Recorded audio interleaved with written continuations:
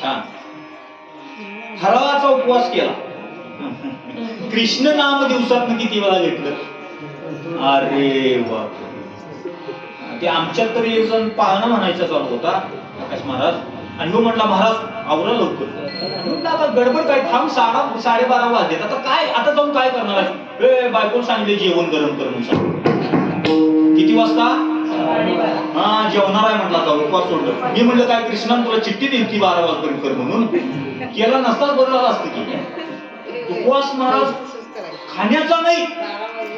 तुम्हाला सांगितले मी, व्रत एकादशी करी माझ्यासारखा उपवास एकादशीचा कोण करत नाही का बरं? खातच नाही म्हटलं मी काय. आम्ही म्हटलं पण एकादशी दिवशी उपाशी राहणं म्हणजे नाही म्हणला, तुमच्या नियमात आहे. दशमीला एकदाच जेवतोय, द्वादशीला पण एकदाच जेवतोय, आणि एकादशीला निराहार असतोय, अजिबात काही खात नाही. मी म्हणलं एवढं केलास तरी तुला देव भेटणार नाही. दे घमंडी बाळगू नकोस. का? कारण कुत्री सुद्धा 3-3 दिवस उपाशी राहते, तू राहिलास यात नवल नाही. पुढे प्रमाण आहे. व्रत एकादशी करीन उपवाशी, गायी नहरनिशी. नुसतं खायचा उपवास करून उपयोग नाही. देवाचं नाव रात्र दिवस घेतला तर उपवास, त्याला म्हणायचं ज्ञानाची भक्ती. तुला नाव एकदाच घेतलं नाही. आम्ही गोकुळाष्टमीचा उपवास केला. जरा खाता काय पोहे? नाही आज उपवास आहे म्हणला, आज गोकुळाष्टमी नाही का? आणि वर त्यालाच म्हणते तुम्ही केला नाही. येणं करून पुरुषार्थ साधलाय. तुकोबरांनी म्हणावं ना, कृष्ण माझी माता, कृष्ण माझा हा पिता, बंधू बहिणी चुलता, कृष्ण माझा गुरु, कृष्ण माझा तारू, उतरूपै पार भाऊ नदीचा. तुका म्हणे माझा श्रीकृष्ण विसावा, वाटेनं करावा परता जीवा. त्या श्रीकृष्णाला भगवान परमात्म्याला अंतकरणातून काढूच नाही. कधी आम्हाला असं वाटलं तात्पुरता परमार्थ आहे आमचा, भक्ती तात्पुरती आहे, कारण ज्ञान नाही. ज्ञान झालं ना, तुम्हाला ज्ञानाचं बऱ्याच उदाहरण मी सांगू शकतो महाराज. 20 के हरी पडे समुद्र पाय वाजोडी एकी वागधर्म थोबडे अभ्यास केले. ज्ञानाचे परिणाम खूप मोठे सांगितलेत. आम्हाला ज्ञानच नाही. तीर्थाचं सांगितलंय, व्रताचं सांगितलंय. त्रिवेणी संगमी नाना तीर्थे भ्रमी चित्त नाही नाही तरी ते. आम्हाला ज्ञान पाहिजे ना, ते चित्तापासून केल्याशिवाय नाही तर वाया जातंय. हे ज्ञानच नाही, करायचं काम चालू आहे. कंठी राहो नाम अंगी भरून या. प्रेम नाव घेतोय खरं प्रेमान आहे काय वाटतं महाराज? मी सांगितलंय तुम्हाला उदाहरण. जप करालय रामकृष्ण हरी रामकृष्ण हरी रामकृष्ण हरी. कसले सोप्यात बादली दिसत्या पाण्याची भरलेली दारात. कुत्रा आलं बादलीत तोंड गाठलं. ह्याचा काही संबंध आहे का? कंठी राहो नाम अंगी भरून या. प्रेम आहे होय. तिथनच हार हार हार म्हणते. आता ती बादली कुणी भरली ती बघून घेतील का नाही? जय ना पुत्र, त्यालाच पुत्र म्हणायचं. हाणून सुद्धा जात गेलं तर परत फिरून येते. संतांची प्रमाणे महाराज, तुमची द्वारीचा कुत्रा नको मोकळू जातात, तुमच्या उष्ट्यासाठी पावे त्यांचे द्वारी. वेळ कमी मला तुम्हाला सगळं सांगायचं नाही. ते काय नाही, मला हातात माळ होती मोठ्या मण्याची. ते जाई ना पुत्र म्हणजे हार किंवा फेकूनच आणली. असू नका पोराला म्हटला धुवून आण आता. ज्ञान नाही परमार्थांचा. रांडवेनी जे मी श्रृंगार पै केला, ज्ञानी तैसा झाला प्रेमावी. हे सांगायला लावू नका मला, तुम्हाला आता सांगायचं. शिकवी दिले एकनाथ महाराजांनी. महाराज रांडवेनी म्हणजे नवरा मिलेल्या बायकोनं जसा श्रृंगार करावा तसा ज्ञान नसणाऱ्यानं भक्ती केल्यासारखं आहे. धुबार कुमारी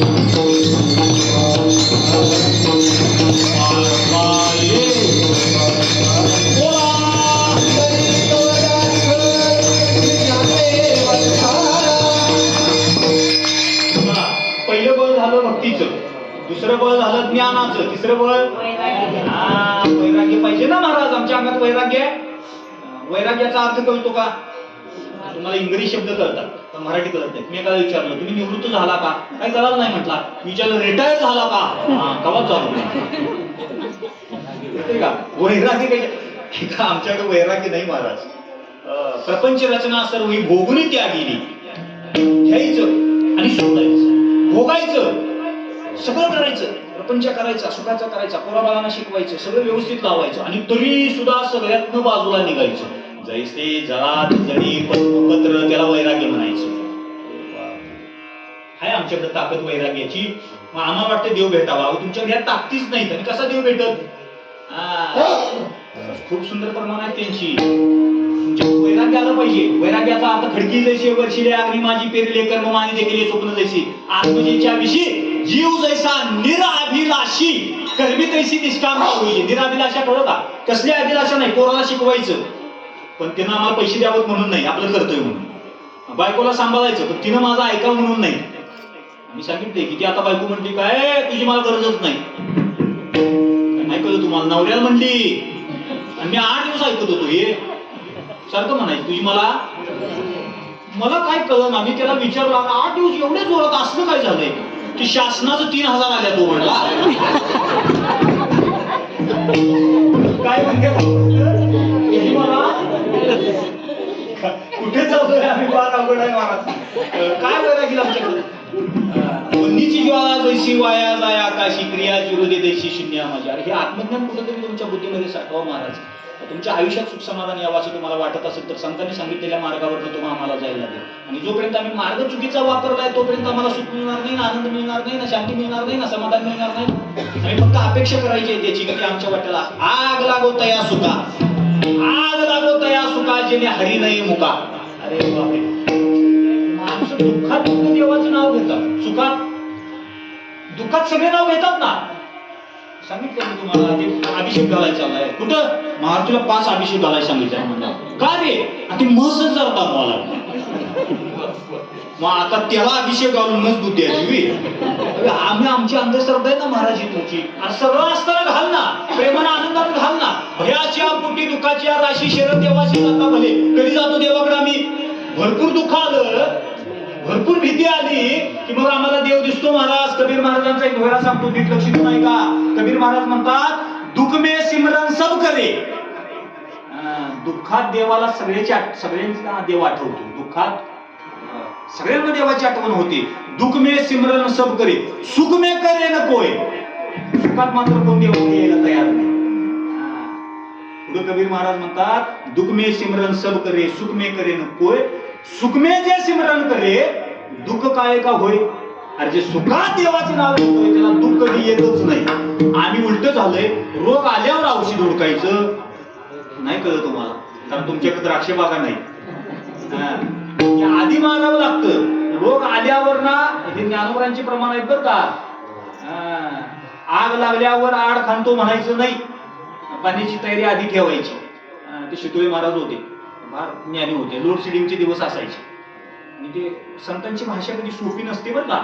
जो गोड बोलतो ना त्याच्यावर कधी विश्वास ठेवायचा नाही. जो कडक बोलतो ना नक्की तो आमच्या हिताचं सांगतो. नीट आहे का? परमार्थात तरी, संसारात तर तुमचं तुम्ही बघून घ्या.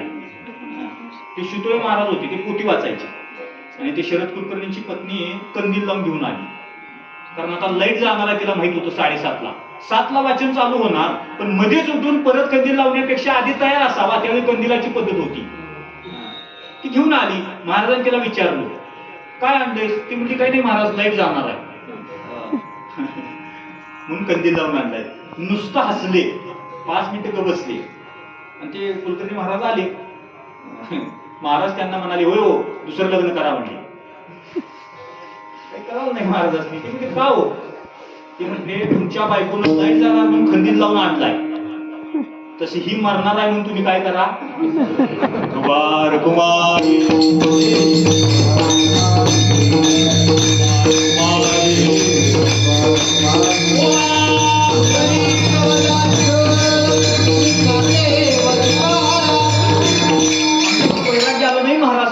खरं मी केलं नाही म्हणायचं. तुम्हाला सांगू का, कथा कीर्तनात हा आनंद आहे. मी कोण, माझं नाव काय, माझं अस्तित्व काय, माझ्या नावावरती किती पैसे आहेत, माझी शेती किती आहे, माझ्या बायकोचं काही आठवत नाही महाराज. स्वत्वाचा विसर पाडायचं काम इथं होतं. म्हणून कथा कीर्तन जगाच्या पाठीवरती सगळ्यात श्रेष्ठ आहेत. नाम संकीर्तन साधन पै सोपे पापे जन्मांतरीची. म्हणून इथं आला तर तुमचं पाप जळल. जिथं तुम्ही गेल्यानंतर उद्वेग वाढत, दुःख वाढत, त्रास, अशांती वाढत, त्याच्यामुळे तुम्हाला आनंद मिळेल असं वाटतंय. तुम्ही गैरसमजित आहात महाराज, ते कधी होणार नाही. तिसरं प्रमाण बळ सांगितलं वैराग्याचं. ही 3 बळ झाली. नीट आहे का? अजून सायास सांगायची राहिली. देवती ही बळे धरीला सायासे. बळ झाली 3. आता 3 सायास सांगणार आहे, पण जरा गंमत आहे, लक्ष देऊन ऐका बरं का. रुपयाचं नाणं आहे, 10 रुपयाचं नाणं आहे आणि 20 रुपयाचं नाणं आहे. नाण्याची एक बाजू आहे, त्याला काय म्हणतात? छाप. दुसरी बाजू आहे, त्याला काय म्हणतात? दोन्ही बाजू असल्याशिवाय बाजारात नाणं चालत नाही. तसं परमार्थात आहे. बळ आणि सायास हे नाणं आहे आणि बळ एक बाजू आहे आणि सायास एक बाजू आहे. मी आता तुम्हाला मगापासून एकच बाजू सांगितली. त्याच नाण्याची दुसरी बाजू सांगू का? भक्ती एक बाजू झाली तर भक्तीची दुसरी बाजू आहे भाव. भाव विना भक्ती, भक्ती विना मुक्ती, भाव विना भक्ती, भक्ती विना मुक्ती, भाव विना शक्ती बोलू नाही.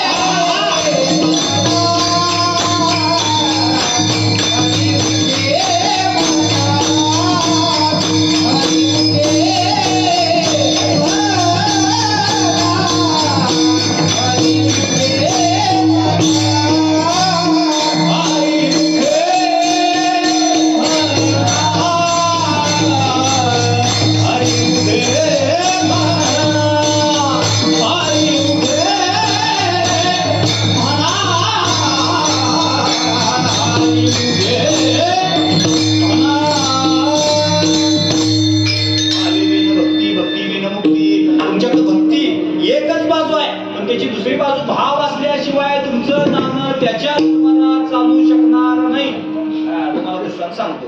महाराज म्हणतात भक्त्या बऱ्याच प्रकारच्या आहेत. गर्गमुनींनी संहितेत 54 प्रकारच्या भक्त्या सांगितले. त्याच्या हातामध्ये झाडू घेऊन मंदिर झाडणं ही सुद्धा भक्ती सांगितली. अरे बापरे, आम्ही करतोय ना, पण भाव कुठं आहे? मी केलं असा अट्टहास निर्माण धरून आम्ही जर भक्ती करत असो तर ती देवाच्या दरबारात चालणार नाही. कामारी बटीक सेवेचा सेवक हीनवाणी रंगते सेवले असो ऐसा कुठे आठवची नाही देहीच विदेही बहुदशा. भावाची मुक्ती असावी महाराज. भाव म्हणजे अंतकरणामध्ये देवाविषयी असणारं प्रेम, सद्गतीत भाव निर्माण व्हावा. आमच्या अंतकरणामध्ये कुठेतरी द्रव निर्माण व्हावा. त्याच्याकडे बघितल्यानंतर आमच्या डोळ्यात असू यावत महाराज. सूक्ष्मतरम अनुभव रूपम. नारद महर्षींनी भक्तीचे प्रकार सांगितले. नैयायिकांनी 14 प्रकार सांगितले. प्रत्येकानं ज्याच्या त्याच्या पद्धतीनं भक्ती वेगळी सांगितली. ज्याचा जसा अधिकार असेल, ज्याची जशी कुवत असेल, ज्याला जशी जमल ती सेवा करणं म्हणजे त्याला भक्ती असं नाव दिलं.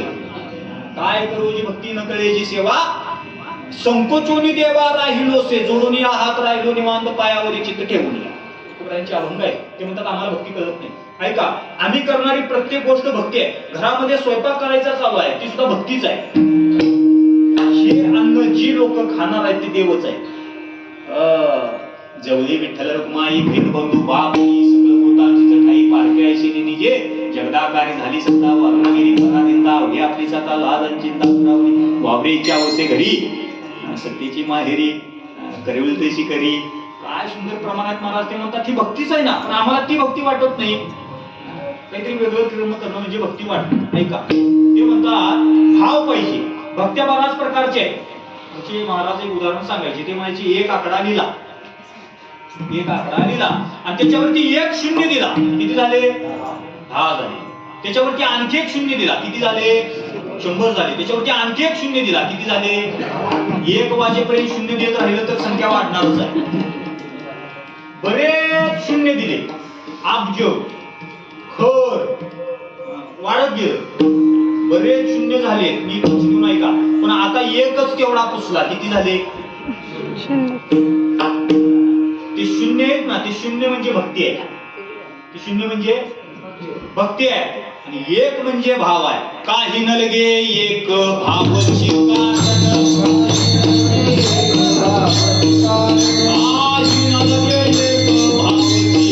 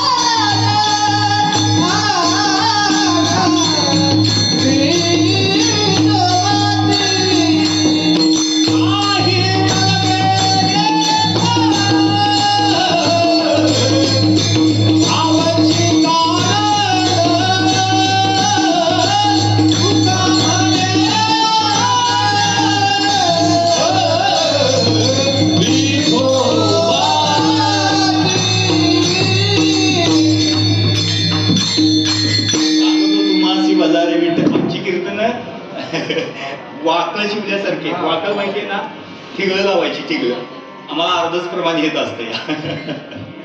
जोडत जायचं नुसतं.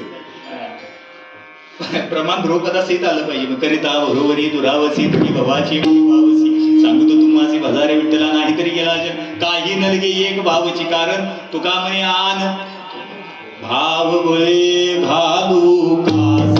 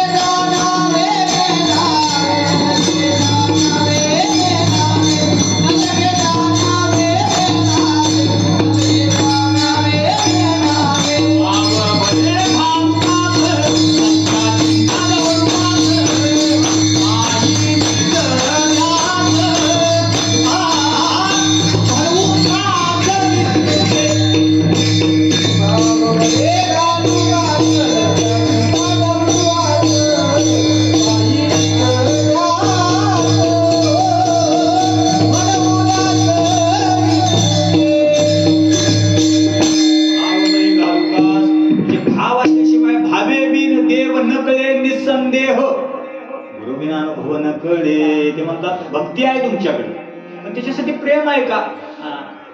ते काय होतंय, कुणाच्या तरी लग्नाचं आमंत्रण असावं, जेवण कशाचं आहे आपल्याला माहित असावं, नेमकं आपल्या आवडीचं असावं, आणि त्याच दिवशी एकादश असावी. काय हो, लग्नाला येत नाही? एकादश एक आहे की, कळलं का नाही महाराज? याला प्रेमाची भक्ती म्हणायचं.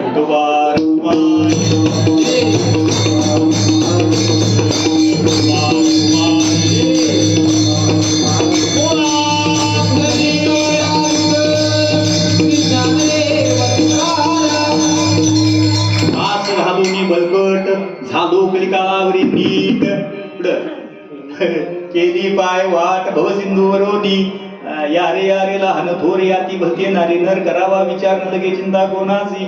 महाराज खूप सुंदर प्रमाणे सांगतात, आमच्याकडे बळ नाही, बळ कशाचं? भक्तीचं नाही, भावाचं सायास नाही. सायास करीशी प्रपंच दिन निसी, हरिशीन बसती. देवाचं नाम करायला मला वेळ नाही, देवाचं नाव घ्यायला मला वेळ नाही, देवाचं ध्यान करायला मला वेळ नाही, प्रपंच मात्र करायला मला वेळ आहे. उसात पाणी पाजायला जायला पाटच 4ला उठल, पण काकड्याला 6 वाजता सुद्धा येणार भाव नाही ना महाराज. फार अवघड आहे. तरी 2 प्रमाणे सांगितली. एक, भक्तीला दुसरं ज्ञानाची बाजू भाव आहे, तो असायला पाहिजे. दुसरं बळ होतं ज्ञानाचं, त्याला सायास कशाचं आहे माहितीये?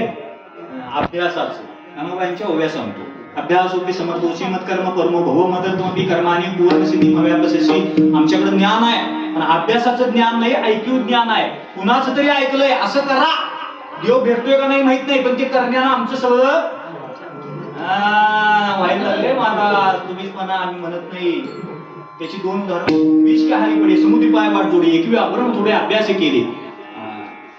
अभ्यासानं तुमचं चित्त तरी काय से करी, आटा प्रहारा माझारी मोठके मिशनरी दे तुझा आहे मग अचूक घेईल, शरद काढू गे सरिता उठू लागे, चित्त काढेल वेगे प्रपंचोनी.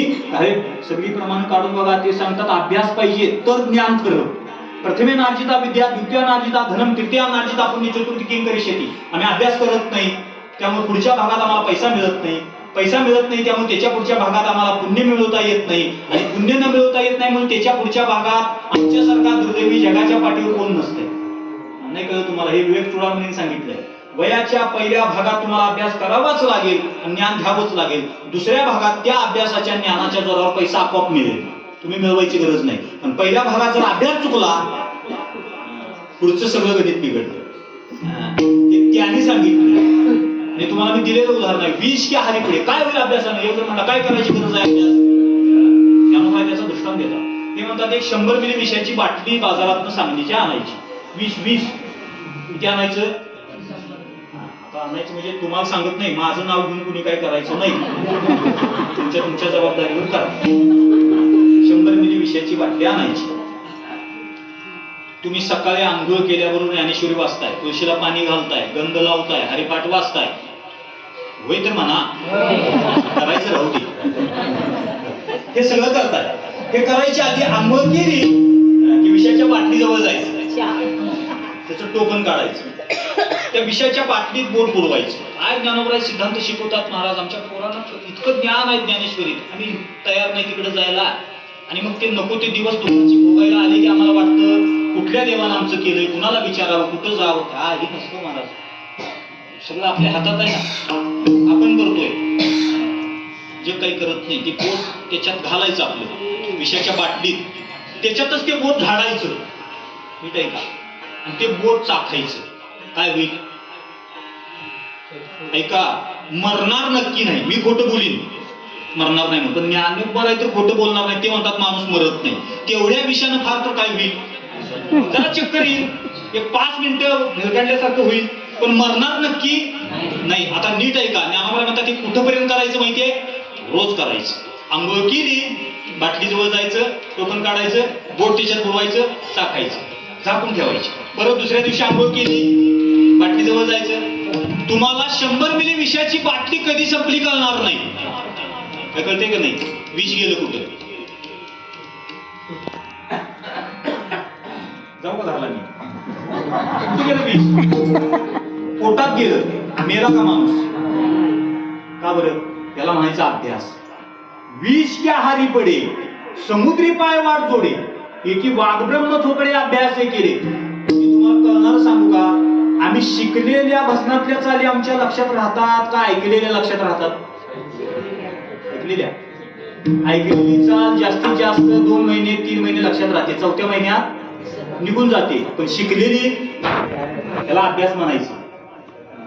आता तुमच्या इकडं महाराज आहेत संगमेश्वर महाराज, त्यांच्यावरती एक तांब्या बांधलाय आणि त्याच्यात पाणी आहे. ते काय होते दिवसभर पडतंय. शहाणा एक जण आला, ते म्हणतात ते तांब्या काढून टाका बरं. का काय म्हणतात तांब्यावर पाणी पडते दिवसभर, ते अडचणला अडकवले. मी कामावर आलो, मी 2 बादल्या ओततो की म्हणणार. चालत का बरं? अभ्यास आहे ना महाराज, सातत्य पाहिजे. ज्ञान देवा मौन जपमाळ अंतरी धरोनी श्री हरी जपे जपे सदा, म्हणजे अभ्यास. कळलं का नाही? परमनंट आणि सिजनल सांगितलंय. पारायणापुरतं देवात याचं आपण परमनंट आहे. परमार्थात सिजनल आहे, आपण सिजनल परमनंट नाही. नुसतं तेवढ्या पुरतं रोज आहे. रोज ज्ञानेश्वरी वाचतो, 2 वेळा वाचू दे, पण घराच्या बाहेर ज्ञानेश्वरी वाचल्याशिवाय आम्हाला, मी 1000 वेळा हे वाक्य बोललोय की संसारातल्या वस्तूविषयी प्रेम आहे आम्हाला, देवाविषयी प्रेम आहे, शरीराविषयी प्रेम आहे, नात्याविषयी प्रेम आहे. तुमचं तुम्ही स्वतःच्या अंतःकरणाला विचारून बघा. तुमचं प्रेम नाही महाराज, तो भाव आमच्याकडे नाही, ते ज्ञान आमच्याकडे नाही, ते अभ्यास करण्याची योग्यता आमच्याकडे नाही. आणि हे सायास आणि बळ तुमच्याकडे आल्याशिवाय तुम्हाला देव सापडू शकणार नाही. 3रं प्रमाण सांगितलं होतं बळाचं, वैराग्य. वैराग्याला लागतं काय माहितीये? दुसरी बाजू ज्ञानाची वैराग्याची काय आहे? विवेकासहित वैराग्याचे बळ, विवेकासहित वैराग्याचे बळ, भगभगीत ज्वार अग्नी जैसा,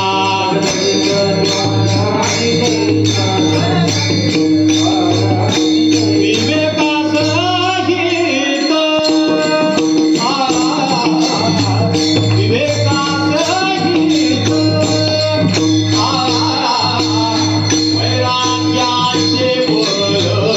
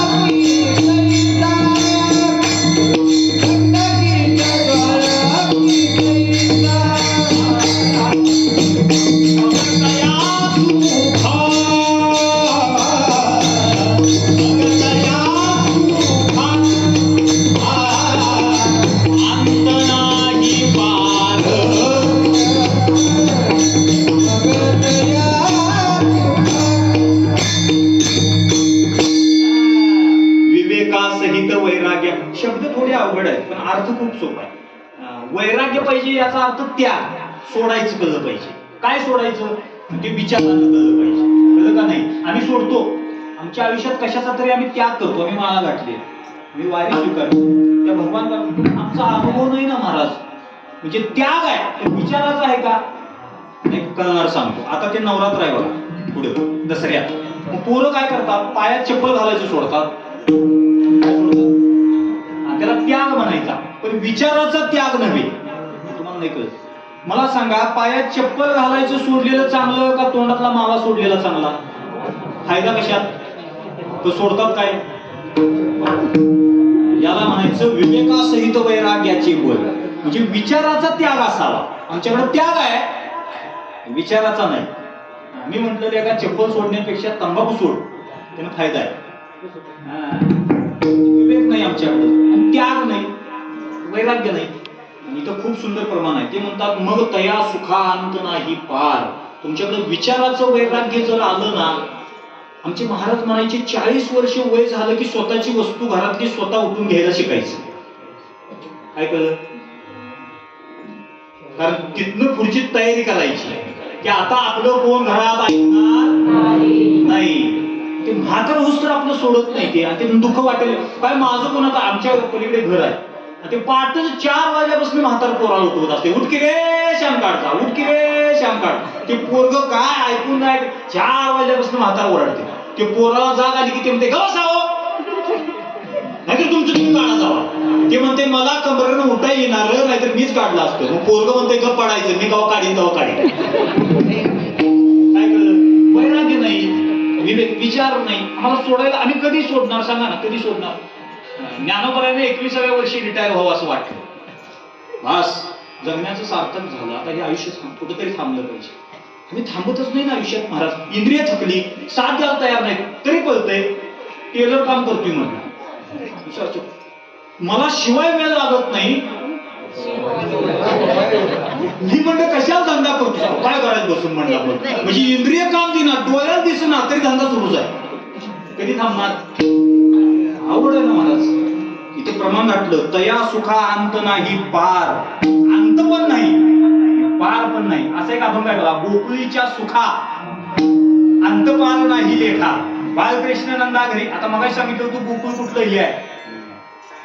6 पोरं कंसानं मारायची आहेत. ह्यातली पोरं कोण कोण आहेत माहितीये? काम, क्रोध, लोभ, मोह, मद आणि मत्सर. ही कंसानं 6 पोरं मारल्याशिवाय 7वं ज्ञान जन्माला येत नाही. बळीभद्र शेष म्हणजे 7वे ज्ञान आहेत, ते जन्माला यायचं असतील तर ही 6 आधी मिली पाहिजे. आमची ही 6च मरणार. ज्ञान कवा जन्माला यायचं?